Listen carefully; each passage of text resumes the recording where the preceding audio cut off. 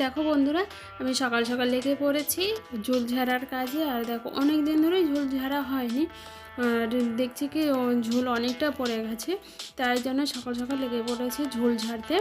ওইদিকে আমি ঠাকুর ঘরের কাজ সেরে নিয়েছি, আর তারপরে আমি ঝুল ঝাড়তে চলে এসেছি। হ্যাঁ, বর অফিসেও চলে গেছে। দিল্লি থেকে আসার পরে না ঝুল ঝাড়া হয়নি, ওই জন্য ভাবছি ঝুলটা ঝেড়ে নেই। আর চলো, তোমাদের সাথে তো গল্পই হবেই অনেক। তার আগে আমার পরিচয়টাই জানিয়ে দিই।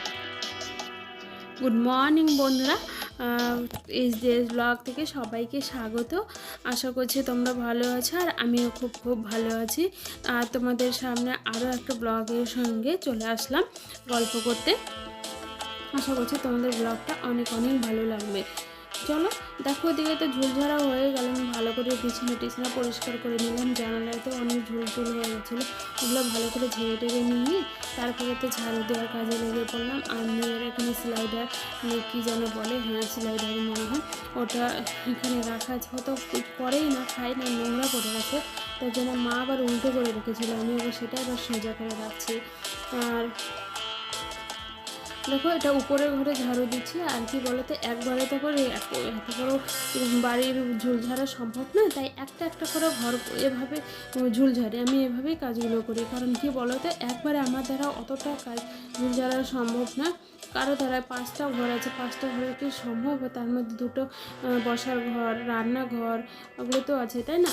একবারে পারবো না, তাই একদিন একদিন করেই আমি করি। এভাবে আমি প্রথম থেকেই করে আসছি। আর উপর থেকে আমি ঝাড়ু দিয়ে চলে এসেছি নিচের এই সোফাগুলো গুছিয়ে নিয়েছি। কী বলেছে, গরমের সময় সোফাতে বসতে একদমই মন চায় না, তার জন্য সোফাটা এরকম গোছগাছ টিপটপই হয়ে থাকে, কিন্তু ওটা থাকে বড়টা, কিন্তু এই দুটো কোনো সময় থাকে না, এই দুটো সবসময় ছড়িয়ে ছিটিয়েই থাকে। তার জন্য ভালো করে আবার গুছিয়ে নিলাম। ধুলো টুলো পরে তো, আর আমি ওখান থেকে গোছাচ্ছিলাম, আর মেয়ে দেখো আমার পিছে পিছে ও ঘুরে বেড়াবে। তোমরা প্রত্যেকটা ব্লগে ওকে দেখতে পাবে। আমি যেখানে যাবো সেখানে পিছে ঘুরে বেড়াবে। আর ভালো করে আমি ঝেড়েও নিয়েছি, ঝেড়ে নিয়ে তারপরে ঝাড়ু দিয়ে নেবো। সেটা তোমাদের সাথে আর শেয়ার করবো না, কারণ ভিডিওটা অনেকটা লং হয়ে যাবে, তোমরা তখন দেখতে চাইবে না। আর সংসারে কি কাজ বলো তো, সংসারের কাছে সংসার মানে এমন একটা মায়াজাল, যে সংসার থেকে তুমি বেরোতে পারবে না, তাই না? তোমার এই কাজগুলোর সঙ্গে যেমন মায়া জড়িয়ে যায়, সংসারের সাথেও তেমন মায়া যেন। তুমি যতই নিজেকে জড়িয়ে নিতে চাও না কেন, কোনো মতে তুমি জড়াতে পারবে না। সংসার জিনিসটাই এমন, গাছের শিকড়ের মতন তোমাকে আটকে ধরে থাকবে। গাছের শিকড় যেমন পুরনো হলে ছড়াতেই থাকবে, তেমনি সংসারটাও এমনই, পুরনো যত হবে তত তোমার সংসারের প্রতি মায়াটা বাড়বে, সংসারের প্রতি লোকগুলোর প্রতি, তাই না? এটাই তো মেয়েদের জীবন। সংসার ছাড়া আর কি আছে? সংসারের কাজগুলো নিয়ে তো আমাদের চলতে হবে। সংসারে যাই একবার ঢুকে পড়বে না, তাই কোনো দিনে ছেড়ে যেতে পারবে না, এমনই মায়ের জাল একটা সংসার।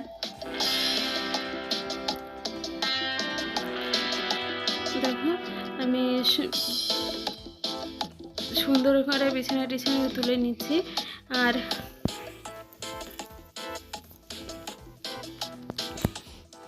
আমার উপরে কাজ করা হয়ে গেছে, চলে এসেছি নিচের ঘরে। তোমাদেরকে তো আগেই বললাম আমি উপরে ঝাড়ু টাড়ু দিয়ে আজকে তোমাদেরকে সঙ্গে কিছুই শেয়ার করবো না। আর বিছানাটা তুলে নিলাম, আগে মশারিটা তুলে নিয়েছিলাম, তারপরে বিছানাটা ভালো করে ঝেড়ে নিলাম। আর এদিকে এই টেবিলটার অবস্থা, আমাকে না এই টেবিলটা প্রত্যেকটা দিন মুছতে হয়, প্রত্যেকটা দিন এত বাজে অবস্থা করে রাখে না, বলার মতো না। আমার মেয়ে যে আছে, ওই এত বাজে অবস্থা করে রাখে না, ওর যত বাজে অবস্থা ওর বাবা করে রাখে, ভালোই লাগে না। কি করব, এত করে বলি তাও শোনে না। নিজের কাজ নিজে গুছিয়ে রাখবে, সেটা কখনোই করবে না, আমাকেই করতে হবে, বললেও তো শোনে না। না, কী করব? আর আমি গোছগাছ করতে একটু বেশি ভালোবাসি। আর আমার যে কোনো জিনিস ছড়িয়ে ছিটিয়ে রাখলে না ভালো লাগে না, সেই জিনিসটা সবসময় যেন পরিপাটি টিপটপ হয়ে থাকে। আর এটা মনে হয় সব মেয়েদেরই। পরিপাটি টিপটপ হয়ে থাকবে। দেখবে কোথাও থেকে আসলে কোনো জিনিস ছড়িয়ে ছিটিয়ে থাকলে আমার মাথাটা গরম হয়ে যায়। আমি তো যখন বিয়ের আগে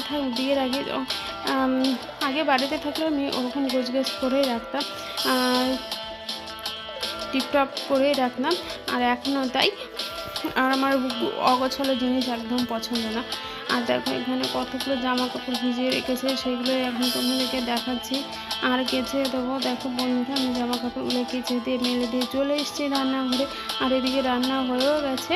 আর রান্না হয়ে গেছে, আমি কিন্তু আজকে রান্না করিনি, রান্না মা করেছে। তার মা বললো, মাকে বললাম যে আমারও হয়ে গেছে, তুমি চান করে নাও, নজর অনেকটা লেট হয়ে যাবে। এখন 1:30 বাজে। আমি জামা কাপড় কেচে পুজো দিয়ে তারপরে চলে আসলাম রান্নাঘরে।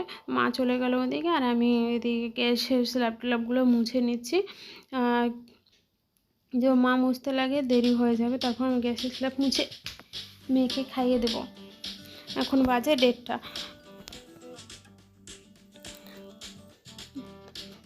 স্ল্যাবটা ভালো করে মুছে নিচ্ছি। আজকে আর আমি সাবান দিয়ে মুছবো না, কারণ আমি কালকে সাবান দিয়ে মুছেছিলাম, তার জন্য অত চিপচিপে ভাবটা হয়নি। আবার কালকে মুছবো, তাহলে নোংরা পড়বে না। আর এখানে তো তোমরা দেখতেই পাও, আমরা শিলনোড়াতে বেশি বাটি, আর সেটাই শিলনোড়াটা এই পাশে ছিল, এই পাশে এখন গুছিয়ে রাখলাম। আর গরমের সময় চা বানালে যেন শেষই হতে চায় না, আর শীতের সময় চা বানাতেই থাকো, চা বানিয়ে দিয়ে থাকো, পুরো শেষ হয়ে যাবে। দেখো কতগুলো চা ছিল ফ্লাক্সটার মধ্যে, সব আমি ফেলে দিতে হলো, কেননা কি গরমের সময় চা তো কেউ খাবে না এখন। আর এখন 2টোর সময় কি আর চা খাবে বলো, তার জন্য চাটা আমাকে পুরো ফেলে দিতেই হলো। আর এদিকে আমি একটা মোছা হয়ে গেছে, আর এখন এদিকটা মুছে নিচ্ছি গ্যাস ওভেনটা। আর আজকাল রান্না করতে না খুব দেরিও হচ্ছে। দেখো গ্যাস বার্নারটা 2টোতেই আছে আর একটাতে নেই, কারণ এই গ্যাসের বার্নারগুলোর এত সমস্যা, কি বলে পাওয়া যায় না। মা তো 4-5 দিন ধরে ঘুরেই যাচ্ছে, কবে যে দেখা মিলবে ভগবানই জানে। তাই জন্য রান্না করতে অনেকটা লেট হয়ে যাচ্ছে।